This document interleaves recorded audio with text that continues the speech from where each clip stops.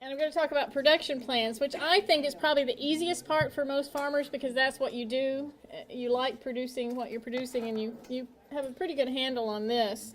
What you need to do in your production plan, we want to help you decide what crops to plant, or I keep forgetting that a lot of you are livestock, so what enterprises to produce, how much, what records to keep.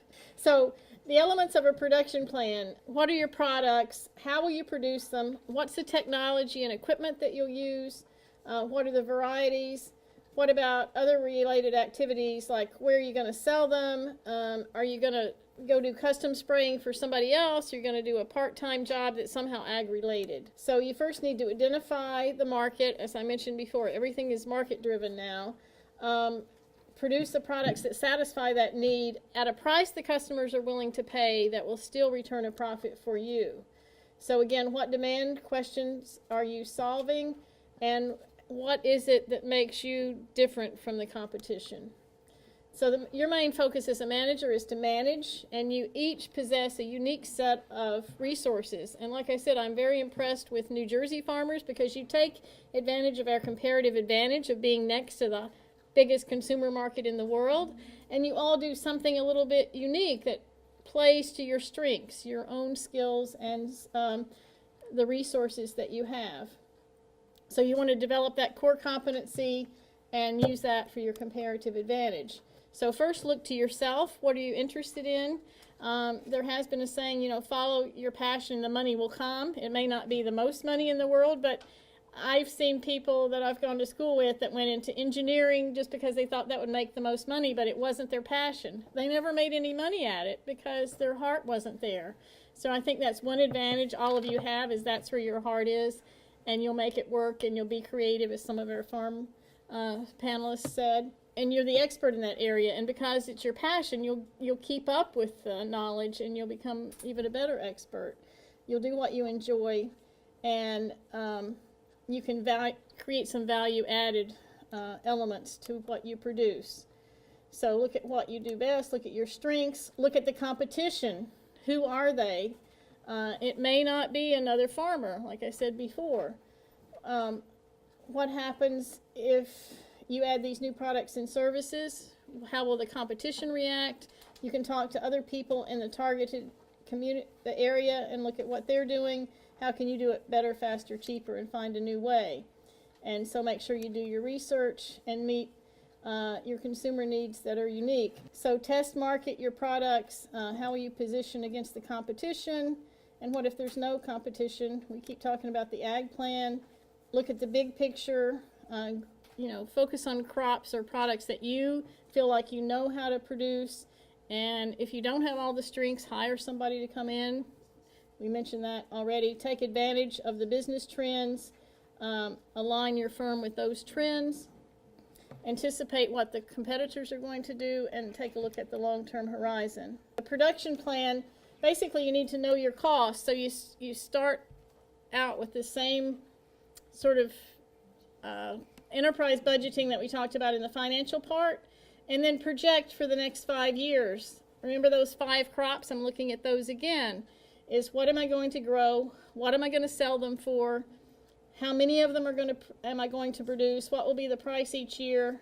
And so then I can look at that production schedule based on what I have now and where I'm going.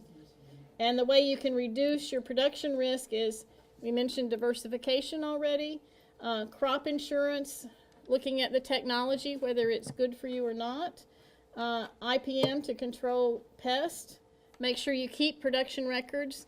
This is getting more and more required in terms of the food safety and being able to track if there's a problem in your system, where you can go back and see where the problem occurred so you don't repeat it.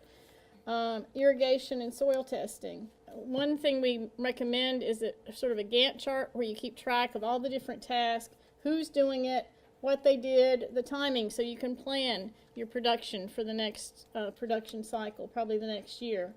So this is in your handouts, looking at all the different tasks, who's going to do it, how much time it takes, and then we see the bars, when you need to have that labor available to do that production. Somebody mentioned that earlier, I've got to sell the honey, I've got to go to this farm market, that farm market. So it all ties in together, your production, your marketing, your finance of who's going to do what and when.